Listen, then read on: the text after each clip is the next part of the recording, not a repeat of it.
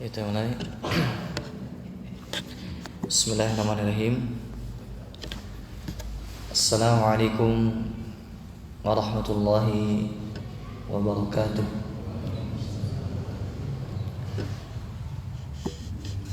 Alhamdulillah wa kafa. Wassalatu wassalamu ala nabiyil mustafa wa ala alihi wa ashabihi ahli sidqi wal wafa. Allahumma inna nas'aluka ilman nafi'an wa rizqan tayyiban wa amalan mutaqabbalan. Allahumma anfa'na bima 'allamtana wa 'allimna ma yanfa'una wa zidna ilman ya arhamar rahimin. Ma'asyiral muslimin rahimakumullah. Alhamdulillah, pada malam yang kita harapkan keberkahannya ini, di tempat yang berkah, yaitu di salah satu rumah Allah, kita dimudahkan oleh Allah Subhanahu wa taala untuk bisa mempelajari dan mengkaji ilmu agama. Dan di antara ilmu agama yang hendaknya kita ketahui yaitu terkait sirah atau sejarah hidup Nabi kita Muhammad sallallahu alaihi wasallam.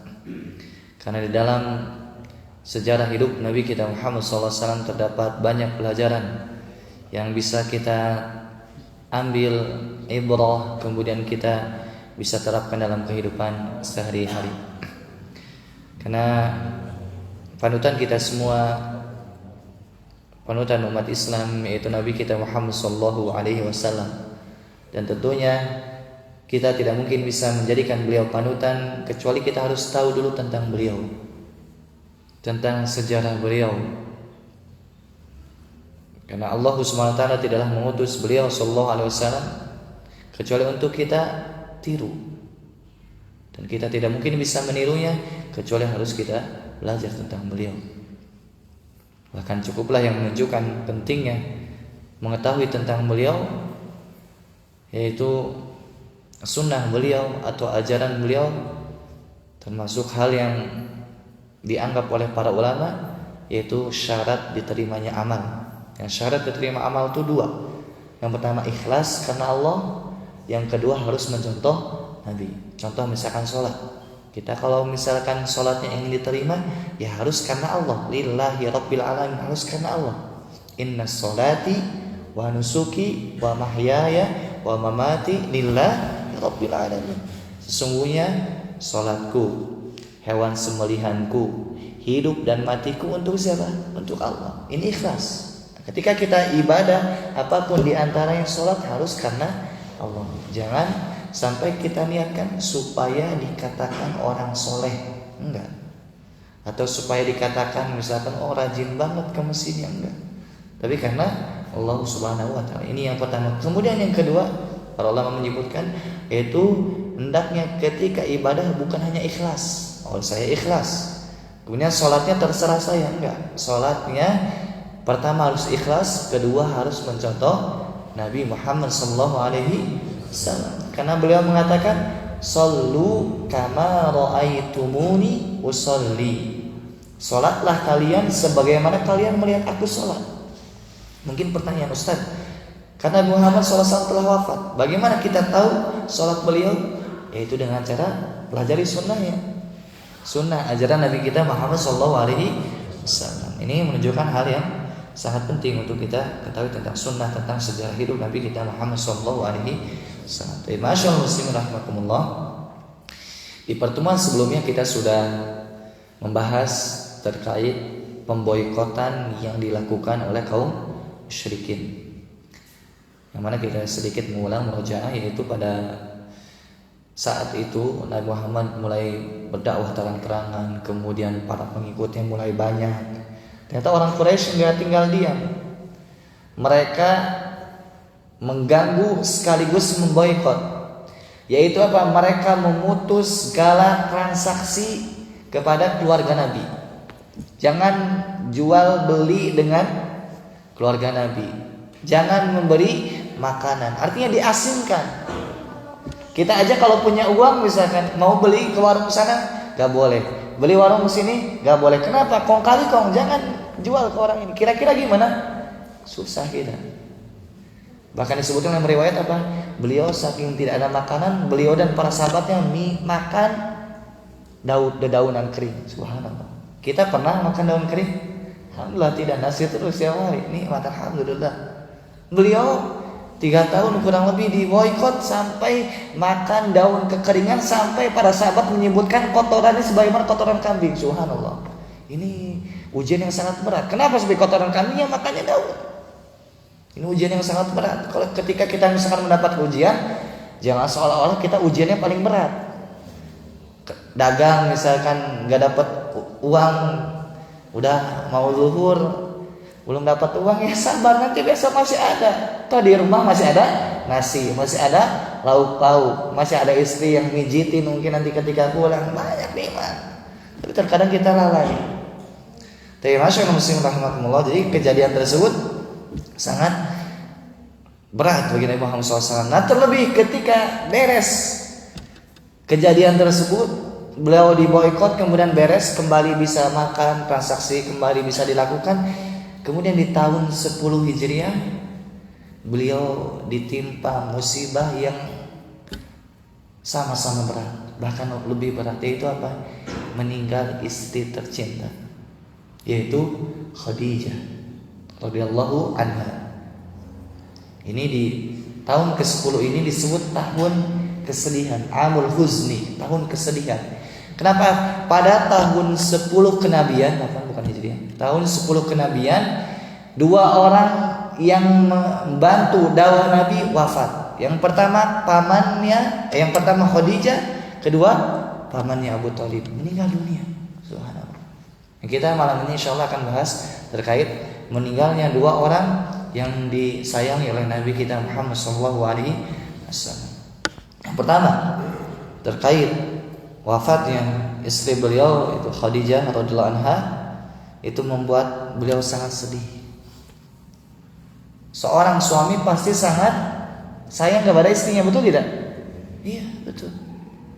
Bahkan ada istilah sehidup semati. Tapi nggak benar istilahnya. Kalau sudah mati masa mau sama-sama mati bunuh diri atau dikubur bareng, enggak. Sedih ya, wajar sedih. Terlebih yang ditinggal mati ini istri yang sangat solihah. Kalau istri yang tidak solihah mungkin alhamdulillah tidak lagi yang ngomel-ngomel saya di rumah. Kalau misalkan istri kita suka ngomel, nggak mungkin kita katakan seperti itu, betul tidak? Omel-omel istri kita kalau mati pasti sedih kita, betul tidak? Pasti itu. Apalagi kalau istri solehah, lebih sedih lagi. Khadijah radhiyallahu anha itu apa?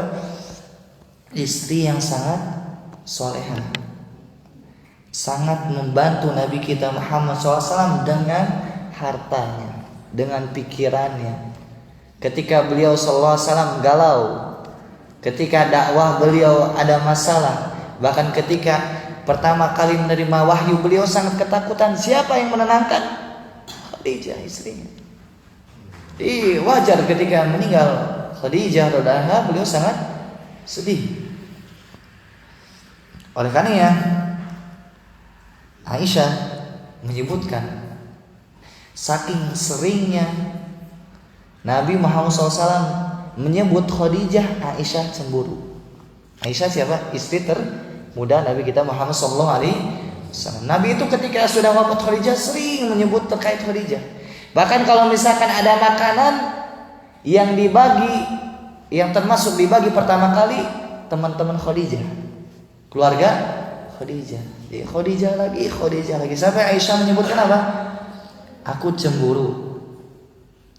Ketika Nabi SAW sering sekali menyebutkan terkait Khadijah, Aisyah mengatakan, ma aktsara ma tadhkuruha, betapa seringnya engkau menyebut Khadijah. Padahal kata Aisyah apa?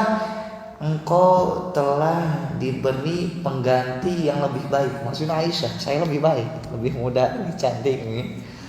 Kata Nabi Muhammad SAW apa? Kata beliau, ma abdalani Allahu azza wa jalla khairan minha. Kata Nabi SAW, Allah tidak pernah mengganti yang lebih baik daripada Khadijah. Enggak, Khadijah paling baik. Kata Nabi Muhammad SAW, qad amanat bi id kafara bi an-nas.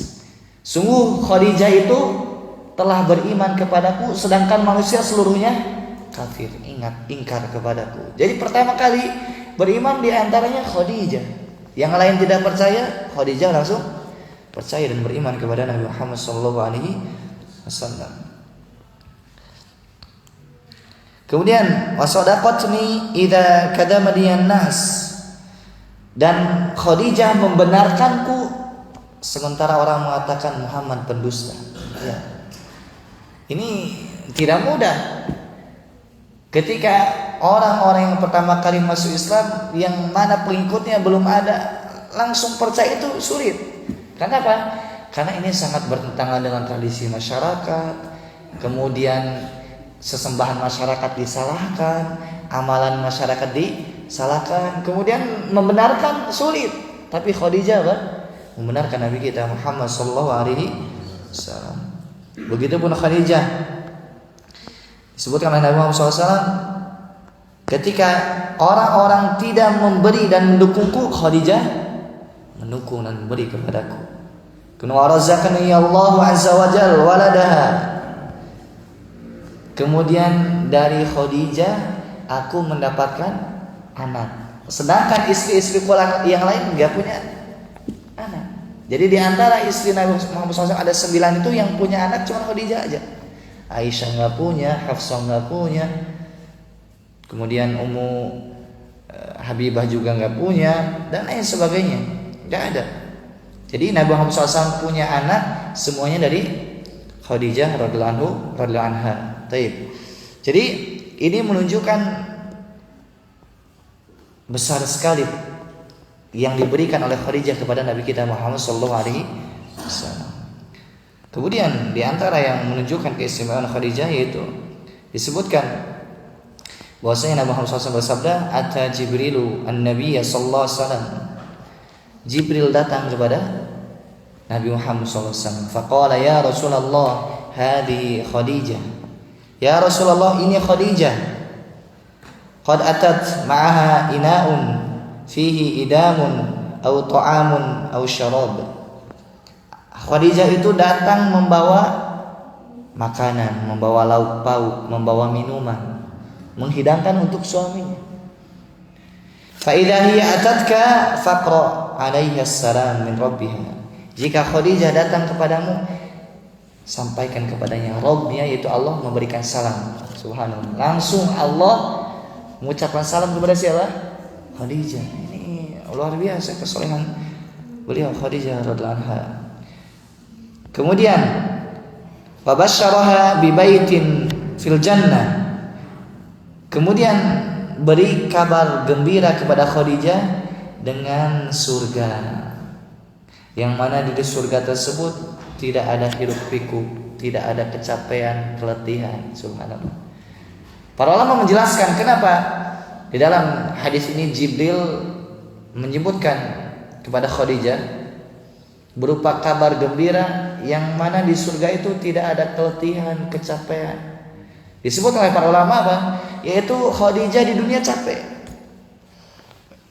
Capek apa? Capek mengurus suaminya, capek mengurus anaknya, capek mengeluarkan hartanya untuk Nabi Muhammad SAW.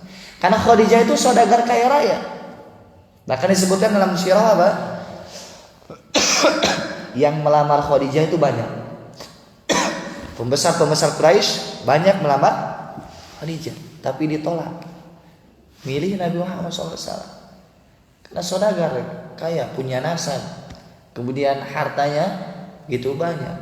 Kemudian gak hitung-hitungan, membantu suaminya dengan hartanya. Kalau istri yang sekarang ini harta-harta saya kerja. Akan mungkin alhamdulillah melunjak sebagai istri disebabkan harta yang dia punya. Tapi istri soleh yang gak seperti itu. Dia punya harta, meskipun memang itu harta dia tidak punya kewajiban untuk memberi suami. Tapi yang soleh membantu, membantu tidak hitungan. Si yang soleh itu misalkan ketika suami sepi dagangannya,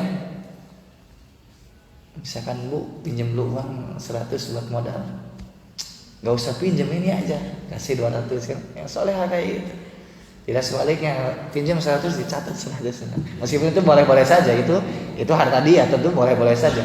Tapi yang lebih baik adalah seperti Khadijah ini, di mana beliau membantu Nabi Muhammad SAW dengan hartanya. Tapi masyaallah muslimin rahimakumullah.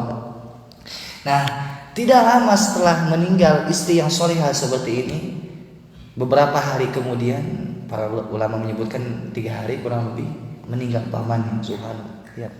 Ujian bertubi-tubi datang kepada Nabi kita Muhammad SAW. Dimulai beliau diutus jadi nabi sampai meninggal dunia, ujian itu terus menerus.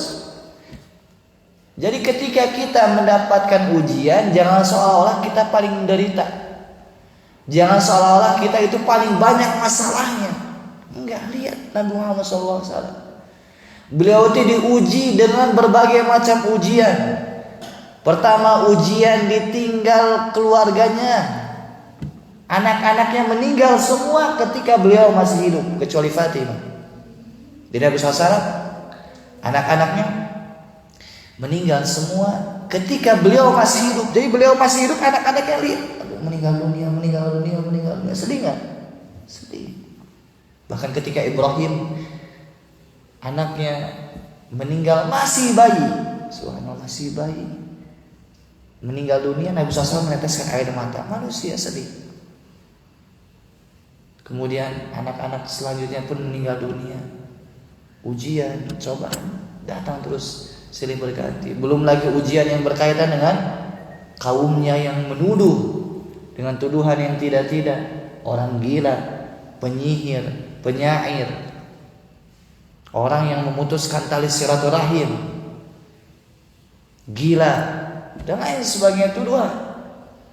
Belum lagi yang berkaitan dengan tadi hartanya, mungkin awal-awal beliau harus mengembala, kemudian harus dagang jauh-jauh, tanpa ayah, tanpa ibu. Coba ujiannya terus-menerus ini. Di pertemuan sebelumnya kita sudah singgung makan sampai dedaunan kering. Ini manusia terbaik ini. Tapi ujiannya begitu berat. Dan semakin manusia itu tinggi derajatnya di sisi Allah, semakin soleh dia, maka semakin berat ujiannya. Kenapa ujian kita nggak berat? Ya kita nggak soleh. Kalau soleh itu ujiannya semakin berat. Ada istilah apa? Semakin pohon tinggi, semakin besar anginnya menerpa. Kalau pohon kecil, apalagi ilalang, mungkin ke kiri ke kanan santai aja. Tapi kalau udah besar bisa jadi roboh, nggak sanggup. Nah, beliau SAW memberikan contoh yang sangat baik kepada umatnya. Ketika ada masalah, seolah-olah beliau mengatakan, saya paling banyak masalah. Tapi stres tidak? Enggak. Galau tidak? Enggak. Sedih wajar. Tapi beliau tetap apa? Tetap berjuang membela Islam, tetap berdakwah, tetap menerapkan syariat Islam, tetap berjalan di atas Allah, tetap istiqomah. Jangan sampai kita mah misalkan dagang sedikit udah ada, belum ada yang apa bahasanya ngelarisin ya. Yang larisin tunggu dulu, sudah ada yang larisan, sudah mah dagang yang gak laku, soalnya telat, rugi 2 kali. Rugi dunia dan akhirat. Coba kalau misalkan dagang yang gak laku sehari misalkan, kita nggak telat sholat, ruginya cuma dunia doang, dan itu bisa dikejar lagi besoknya dan seterusnya. Nabi Muhammad SAW diuji dengan berbagai macam ujian. Asyaddu al-bala al-anbiya. Orang yang paling besar ujian dan cobaannya para nabi. Tsumma sholihun. Kemudian yang kedua orang-orang soleh. Tsummal amsal fal amsal. Kemudian orang yang setelahnya dan setelahnya. Lihat, Nabi Muhammad SAW menyebutkan orang yang paling banyak ujiannya siapa? Para nabi. Kenapa? Mereka paling tinggi keimanannya, paling bertakwa. Ketika diuji, paling sanggup melaluinya. Kedua, orang-orang soleh. Orang-orang soleh pun banyak ujiannya, tapi tetap masih banyak ujian para nabi. Kemudian orang yang di bawah orang soleh dan seterusnya. Seorang diuji sesuai dengan kadar ketakwaan dia. Semakin bertakwa, semakin besar ujian. Tapi jangan sekali-kali minta ujian, ya Allah, minta ujian ya Allah. Enggak boleh. Tapi apa kata Nabi SAW? Sallallahu alaihi, minta kepada Allah keselamatan. Kita minta kepada Allah, ya Allah, keselamatan fiddin, keselamatan fiddin. Ya Allah, minta keselamatan dalam agama. Kemudian keberkahan dalam rezeki. Dan seterusnya, minta keselamatan, minta keberkahan. Tapi kalau ada musibah, sabar, itu kuncinya. Jangan dari awal sudah minta musibah, enggak boleh hukumnya. Masyaallah muslimin rahimakumullah. Setelah Khadijah wafat radhiyallahu anha, beliau sangat sedih. Setelah itu beberapa hari kemudian, pamannya Abu Thalib yang senantiasa membantu dan menolong Nabi Muhammad SAW meninggal dunia. Bahkan Nabi SAW mengatakan, "Mana rat minni Quraisyun syai'an akrahahu hatta mata Abu Thalib." Aku itu belum pernah mendapat gangguan yang aku sungguh sangat membenci gangguan tersebut kecuali setelah Abu Thalib meninggal dunia. Jadi ketika Abu Thalib masih hidup tidak mengganggu, sebagaimana Abu Thalib sudah meninggal dunia diganggu Nabi Muhammad SAW. Kenapa? Ada paman yang membela kalau mengganggu. Tapi ketika pamannya wafat, maka gangguan itu semakin berat, semakin besar. Masyaallah muslimin rahimakumullah. Kemudian yang membuat sedih Nabi Muhammad SAW ketika pamannya itu wafat di atas agama Abdul Thalib, enggak beriman. Ini ditambah sedih lagi. Khadijah meninggal dunia, kemudian pamannya meninggal dunia, ditambah pamannya tidak beriman. Disebutkan riwayat Imam Bukhari yang kita tahu bersama, hadis riwayat Imam Bukhari sahih, benar datangnya dari Muhammad SAW, yaitu ketika lamma hadarat Abu Thalib al-wafah, ketika Abu Thalib syakaratul maut, hendak meninggal dunia, ja'ahu Rasulullah sallallahu alaihi wasallam, datang Nabi kepada Abu Thalib. Datang untuk apa? Untuk mengajak masuk Islam. Fawajada indahu Aba Jahlin wa Abdullah ibn Abi Umayyah. Akan tapi di sisi Abu Thalib ada dedengkot Quraisy, ada orang-orang kafir, di antaranya Abu Jahal, ini dedengkotnya. Kemudian selain Abu Jahal dan Abdullah ibnu Abi Umayyah, dua-duanya kafir. Kemudian kata Nabi Muhammad SAW kepada Abu Thalib, "Ai ammi, wahai pamanku." Lihat lembut sekali Nabi SAW. Ketika pamannya akan meninggal dunia, Nabi mengatakan, "Ai ammi, wahai pamanku. Qul la ilaha illallah." Katakanlah la ilaha illallah. Lihat. Ngajak masuk Islam karena kalimat la ilaha apa? Masuk Islam. Uhajulaka biha indallah, yang mana dengan kalimat la ilaha illallah tersebut aku akan berhujah di hadapan Allah, akan membelamu di hadapan Allah dengan kalimat tersebut. Nabi Muhammad SAW terus menerus mengajak pamannya Abu Thalib untuk masuk Islam, untuk mengucapkan la ilaha illallah. Karena sebulan hadis apa? Man kana akhiru kalamihi la ilaha illallah dakhalal jannah. Barang siapa yang ucapan terakhirnya kata la ilaha illallah masuk surga. Bahkan ada anak orang Yahudi di akhir hidupnya dia masuk Islam, la ilaha illallah, masuk Islam, masuk surga. Sudah. Kenapa? Meskipun anak Yahudi tapi di akhirnya dia bersyahadat, bersaksi la ilaha illallah Muhammad Rasulullah. Tapi lihat, tadi siapa di pinggir Abu Thalib? Ada Abu Jahal dan Abdullah ibnu Umayyah. Kata dua orang ini, "Atarghabu an millati Abdul Muttalib?" Wahai Abu Thalib, apakah engkau benci agamanya bapamu? Siapa bapak Abu Thalib? Abdul Muttalib, kakeknya Nabi Muhammad SAW. Jadi ketika Nabi SAW mengatakan wahai pamanku katakan la ilaha illallah, sampingnya mengatakan engkau benci agama bapamu Abdul Muttalib. Terus maut datang kepada Abu Thalib, kematian datang, seraya mengatakan an millati Abdul Muttalib, saya mati di atas agama Abdul Muttalib, mati di atas kekafiran, di atas kemusyrikan. Kemudian Nabi SAW apa? Beliau mengatakan, aku akan terus menerus Wallahi la astaghfiranna laka ma lam unha anka. Aku akan terus-menerus meminta ampun kepada Allah untukmu selama aku belum dilarang. Lihat, Rasulullah begitu sayang pada pamannya. Meskipun pamannya mati dalam keadaan musyrik, kemudian gak mau mengatakan la ilaha illallah, beliau mengatakan apa? Saya akan mohonkan ampun untukmu wahai paman. Subhanallah, ini sayang gak Nabi? Sangat sayang. Kemudian Allah menurunkan firman-Nya, "Ma kana linabiyyi walladzina amanu an yastaghfiru lil musyrikin." Ya. Tidak pantas bagi nabi, tidak pantas bagi orang-orang beriman memohon ampun bagi orang-orang musyrik. Berarti Abu Thalib musyrik tidak? Musyrik. Ustaz, masa musyrik kan itu membantu? Ya pengennya masuk Islam kita juga ya, tapi kita nggak bisa apa-apa. Jangankan kita nabi saja pengen Abu Thalib masuk Islam, tapi tidak. Hidayah itu di siapa? Tangan Allah. Oleh karenanya turun firman Allah terkait Abu Thalib, innaka la tahdi man ahbabta walakinallaha yahdi man yasha. Wahai Nabi Muhammad, ini teguran kepada Rasulullah SAW.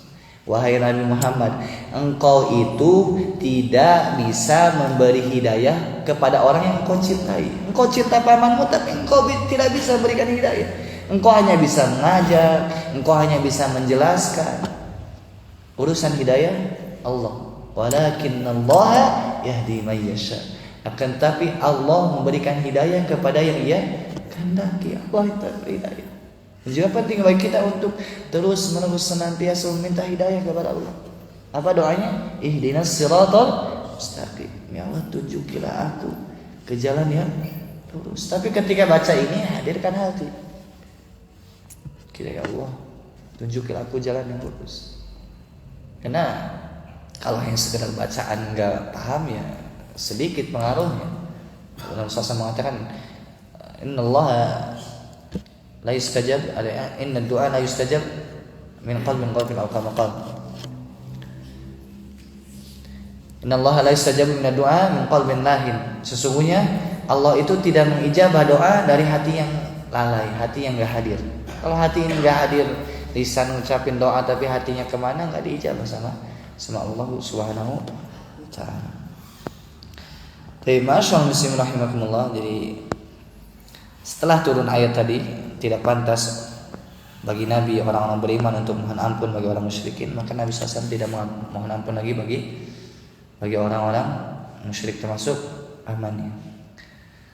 Tapi disebutkan dalam riwayat Bukhari yang lain masih sahih, Al-Abbas yaitu paman Nabi, saudaranya Abu Thalib, saudara Abu Thalib yaitu Al-Abbas bertanya kepada Nabi Muhammad SAW terkait apa yang kau lakukan kepada pamanmu. Pamanmu itu sudah sangat membantu engkau, membela engkau.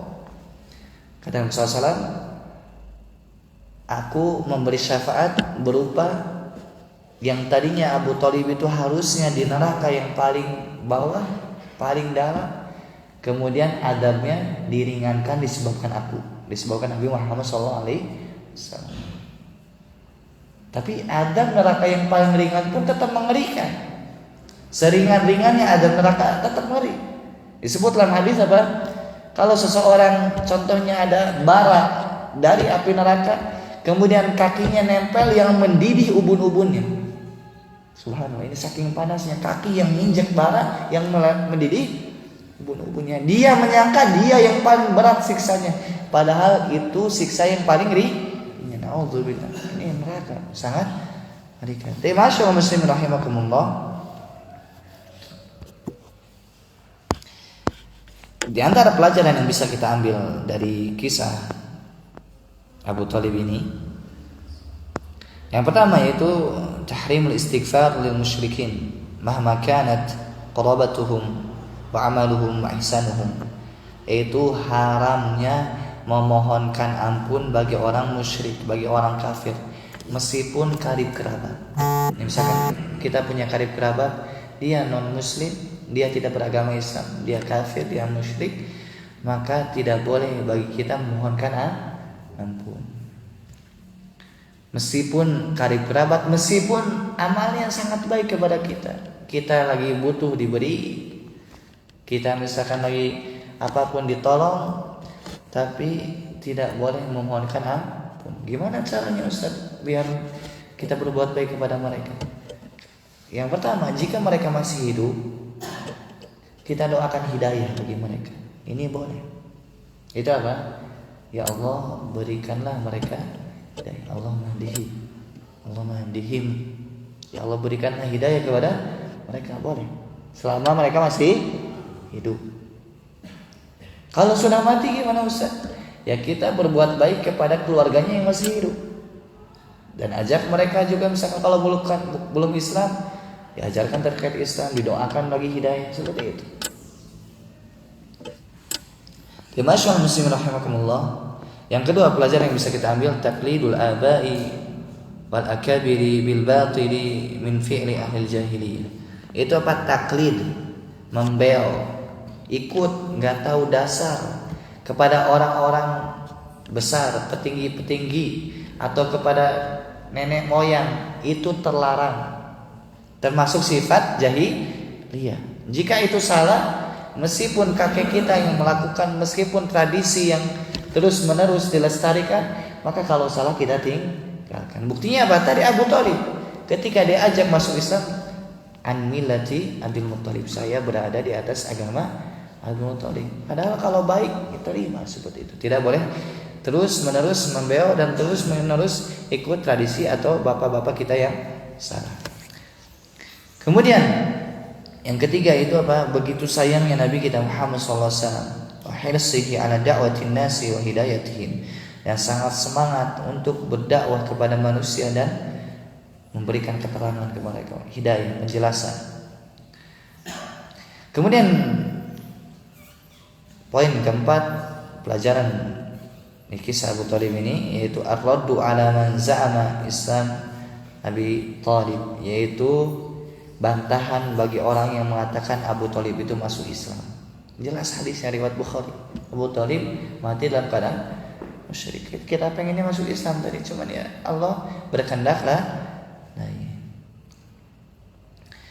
Kemudian selanjutnya pelajaran yang bisa kita ambil dari kisah ini itu, man qala la ilaha illallah an ilmin wa yaqinin wa i'tiqadin dakhala fil Islam.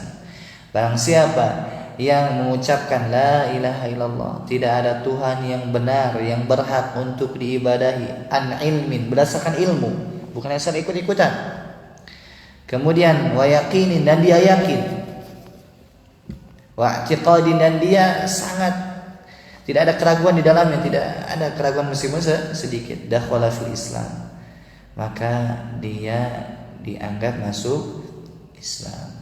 Yang misalkan orang-orang non-muslim jika ingin masuk Islam, ya ucapkan syahadat asyhadu la ilaha illallah wa asyhadu anna muhammadar rasulullah. Kemudian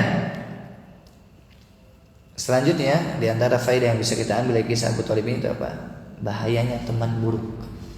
Bahayanya teman yang buruk. Pepatah Arab mengatakan as-sahibus sahib, teman itu menarik. Coba Allah alam kalau tidak Abu Jahal sama yang satunya lagi, Allah alam masuk Islam atau tidak. Tapi ada teman yang buruk ini mengatakan, apakah engkau benci agama Abdul Muthalib? Ya, teman yang buruk. Ya, hendaknya kita pilih apa? Teman yang baik, yang mengajarkan kepada kita kebaikan, yang mengajak kepada kebaikan. Bahkan Nabi Muhammad SAW mengatakan, al-mar'u ala dini khalili falyandur man khaliluh. Seseorang itu di atas agama temannya, mirip-mirip temannya itu. Maka hendaknya lihat siapa yang kita jadikan teman. Misalkan kalau kita berteman dengan orang soleh itu minimal kita malu mau maksiat, minimal malu. Kalau misalkan sama orang-orang yang sama-sama tidak soleh, ya sama-sama maksiat. Tapi kalau misalkan sama orang soleh, ketika mau mengucapkan yang kotor misalkan malu dia. Atau misalkan ketika ucapan kotor langsung ditegur. Ketika misalkan kita malas diajak, biasa ke masjid misalkan gak ada ditanya. Ini orang yang hendaknya kita cari sebagai teman, jadikan sebagai teman. Bukan teman-teman yang justru bermaksiat sama-sama. Atau ketika kita misalkan gak ada ke masjid dibiarkan. Baru misalkan ada butuhnya datang ke kita, urusan misalkan butuh, pinjam uang baru datang ke kita, nggak ada hajat tinggalkan kita, nggak seperti itu. Tapi teman-teman yang membantu kita kapanpun dan ketika kita membutuhkan, mereka selalu hadir. Selanjutnya, faedah yang bisa kita ambil dari kisah Abu Thalib ini yaitu terkait makna la ilaha illallah. Makna la ilaha illallah itu tarku ibadatil asnam, yaitu meninggalkan peribadatan kepada asnam, kepada berhala-berhala. Wal auliya was solihin, begitupun meminta-minta kepada para wali, pada orang-orang soleh. Ya, minta sama Allah. Ud'uni astajib lakum. Wa qala rabbukum ud'uni astajib lakum. Dan Rabbmu berfirman, minta kepada siapa? Kepada Allah. Astajib lakum, pasti aku akan ijab. Allah mengatakan apa? Ud'uni, minta kepadaku langsung. Enggak kepada fulan, enggak kepada fulan, kecuali kalau misalkan ya memang dia masih hidup. Misalkan teman kita fulan, misalkan saya minta bantuannya, bantuan pinjam hutang atau bantuan tenaga, bantuan pikiran, boleh. Tapi yang nggak boleh itu apa? Ketika misalkan sudah meninggal dunia, kemudian yang mampu melakukan hanya Allah, kita di tengah-tengah laut, nggak ada yang bisa kita harapkan pertolongan kecuali siapa? Allah. Doanya kepada Allah Subhanahu wa Ta'ala. Begitu menua ifradullah bil ibadah, dan mengesahkan Allah dalam peribadatan. Wa annal musyrikina ya'rifuna ma'naha, dan orang-orang musyrik zaman Nabi tahu maknanya. Nah, Abu Thalib pun tahu maknanya. Tahu makna la ilaha illallah, sehingga dia tidak mengucapkan kalimat tersebut karena sudah tahu makna kalimat tersebut, yaitu la ma'buda bihaqqin illallah. Tidak ada sembahan yang berhak untuk diibadahi kecuali Allah Subhanahu wa Ta'ala. Masih ada waktu? Baik. Masyaallah muslimin rahimakumullah.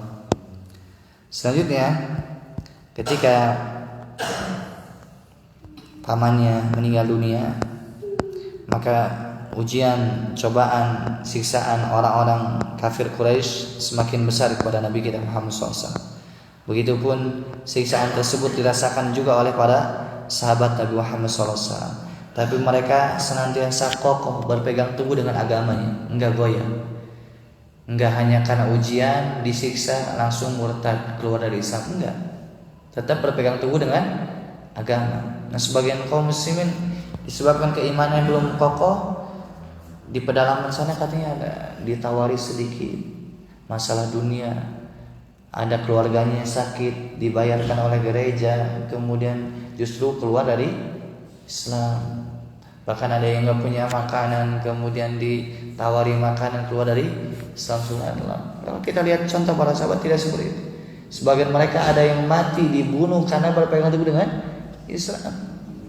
Ini disebabkan apa? Mereka tahu Islam itu benar. Mereka tahu Allah sediakan nanti bagi orang Islam itu surga yang luar biasa nikmatnya.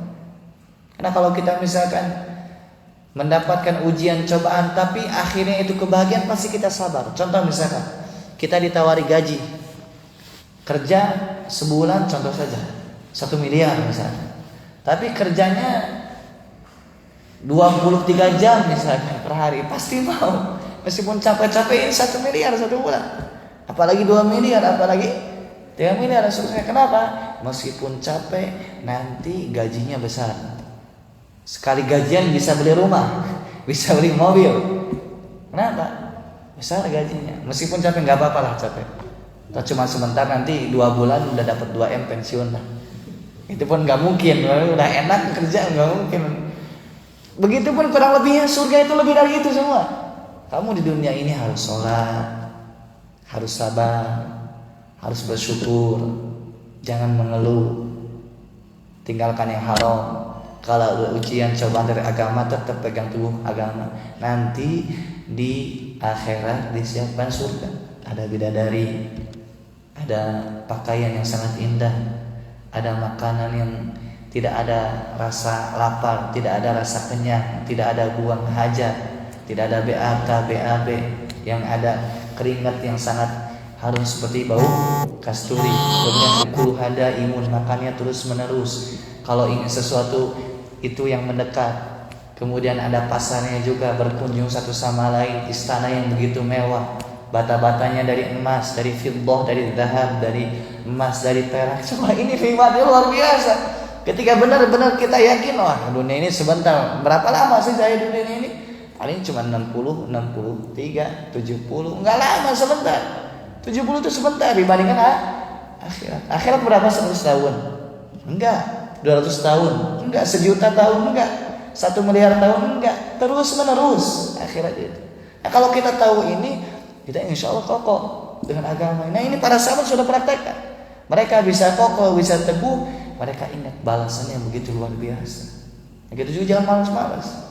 Malam Ahad bisa kerja rutin, datang hadir, pahami, terapkan. Bahkan ajak istrinya sini. Kita tuh keluarga ingin apa? Ingin sakinah, mawaddah warahmah, tenang, penuh cinta, penuh kasih sayang. Ada istilah apa? Baiti nanti rumahku surgaku. Kapan itu? Ketika kita soleh, istri kita soleh. Ya, tapi kalau nggak soleh dua-duanya berantem terus ya ada durder. Masalah sedikit cekcok, masalah sedikit cekcok. Lihat contoh Nabi Muhammad SAW, Khadijah, ada ayam.